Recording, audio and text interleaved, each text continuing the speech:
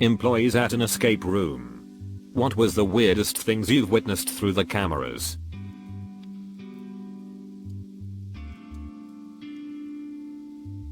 The group of guests managed to pull an entire twin bed, mattress, frame and all, through a thin passageway and into the final room through the secret door. They thought it would be part of the puzzle. It was not.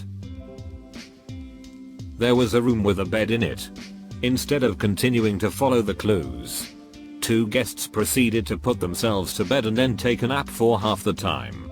They weren't hurting anything, so I let it happen. Before they left, they remade the bed and tucked 2 of our skeletons inside. Nothing really earth-shattering here. The strangest thing I can think of is this one time the guest skipped every clue and happened onto the final solution to escape the room in the first 5 minutes. As I was heading towards the exit of the room to offer them a steep discount for completing the room on record time and seeing if they wanted to try another room, I overheard the guest starting to unravel the mystery backwards from the end point. Seeing them sound so excited and into the mystery, I walked back to my station and saw them solve every puzzle backwards in record time. After they got out, we shared some laughs over what happened, then traded a free coupon for their next visit if they told me how they unraveled everything so we can run it as a new scenario. My cousin went through an escape room with his friends and were solving the puzzles at an alarmingly quick rate. They were told the entire escape process would take anywhere around 60-90 minutes. Well, they were finished in 10 minutes. The coordinator running the room was floored and told them this was the quickest she'd ever seen someone escape. Thinking they were cheating, she went into the room. Well, whoever the employee was that cleaned up the escape room before them left the answer key behind. So my cousin and his friends had found the answer key and it still took them 10 minutes to escape the room.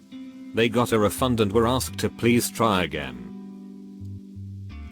The story that comes to mind is a group of Swedish construction workers genuinely thought the solution to the puzzle was to lift the door off its hinges, although a more common experience would be explaining to customers that the games aren't as fun when intoxicated, and then have them complain that the game was way too hard. That stopped when we started adding a histogram of every player's score on the souvenir photos, and their embarrassing times were way longer than average. Not an employee but my so's old neighbor worked at an escape room and we went to try it out. It was a lot of fun, but we finally got the lock off this big wooden door for access into the second half of the room. And for some reason neither of us decided to try the door. We kept looking for clues for around 10 minutes until, over the walkie, the guy straight up told us to pull the door, and you can tell he was sick of it. I then gave them loads of hints so they could get out ASAP. My mother and her friends went to an escape room one night for a girls' night out. And while they were solving the room, one of them elected to just fiddle around with the final lock on the door, which was a 4-digit code, and miraculously unlocked it and walked out. Was in an escape room with some friends and a bunch of strangers. Premise of the room is that you've been kidnapped by a serial killer and you've got to get yourself out of his basement before he comes back. So it's super creepy and gross. A few clues in, we find the key to a 7 feet tall locker. One of the guys I don't know goes to open it. I'm standing right behind him. He unlocks it, and just as he reaches for the handle, the door starts to open from the inside. We were so in the moment. He and I just slammed the damn thing shut and hold it with our combined weight. We're all asking each other what to do. And there comes a polite knocking from inside the locker. We're all jumpy as heck. But we finally decide to let whoever is in there out. It was the killer, and he was supposed to just jump scare the crap out of everyone and run out of the room. After we all escaped, he told us that had never happened before. He was just standing in the locker trying to figure out what to do. So funny afterwards. But it genuinely scared the crap out of me when it happened. Edit, for those who asked. It was the basement at the Exit Games in Wilmington, NC. Highly recommend their rooms.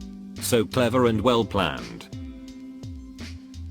I went to a place with my family, and while we went into our room, we saw some employees working on fixing another room.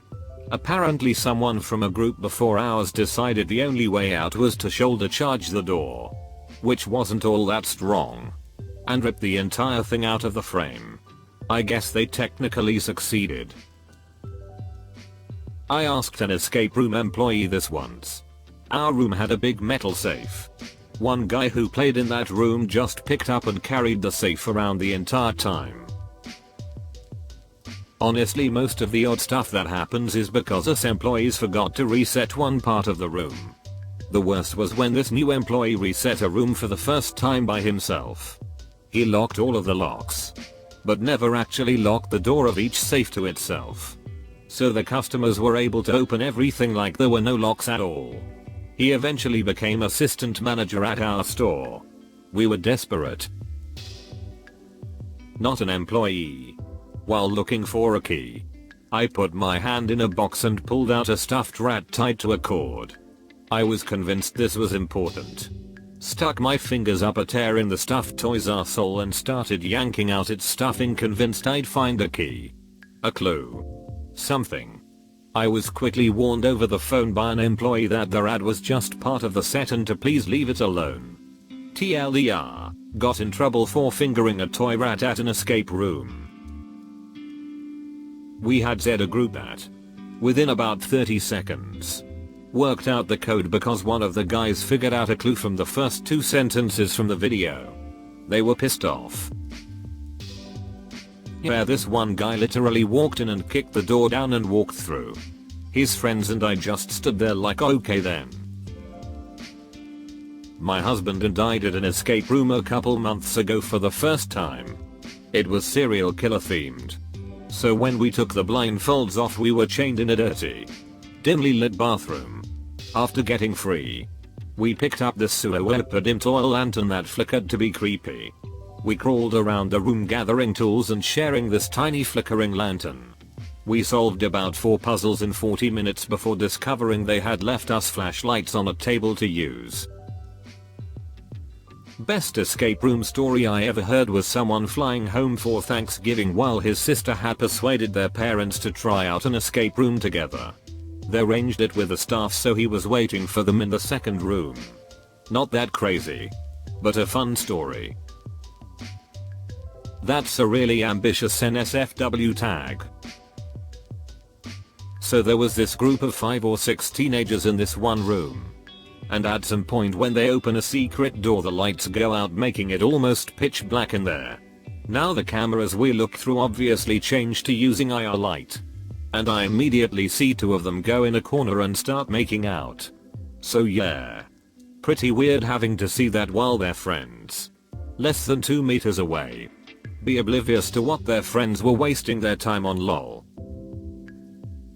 I did one and I'm partially colorblind and one color I can't see is yellow.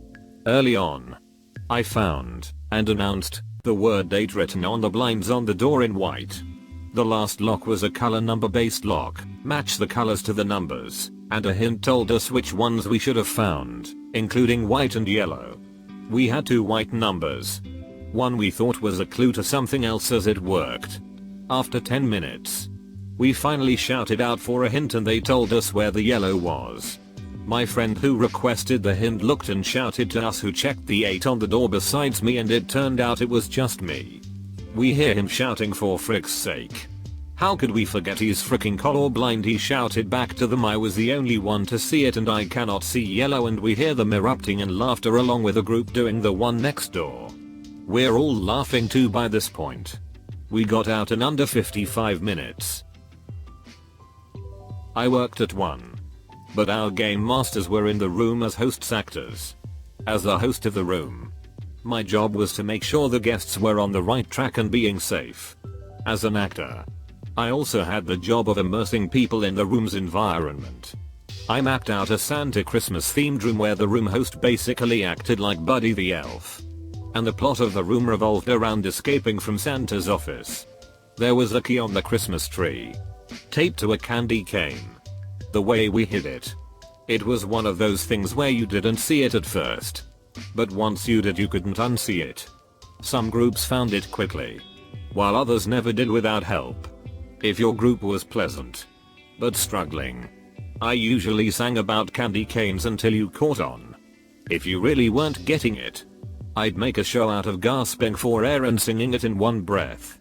If your group sucked, mean, obnoxiously drunk, and etc., then you'd get a fun fact about Santa. He can simply glance at any Christmas tree and tell you how many needles there are. I'd then watch the jerks count needles on a pine branch.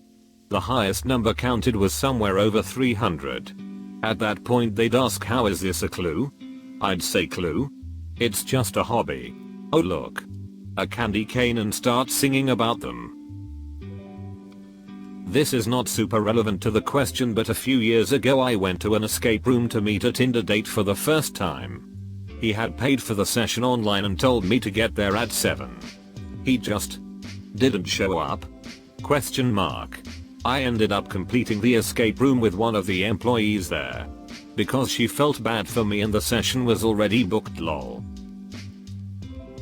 Someone dug through 6 tons of sand on the floor to follow a live electrical cable, which she then tried to chew through. Edit. This was after being told multiple times there were no clues under the sand. Not an employee, but my family did an escape room where on one side of a wall there was a key in a maze and the other side had a magnet. You were supposed to work together.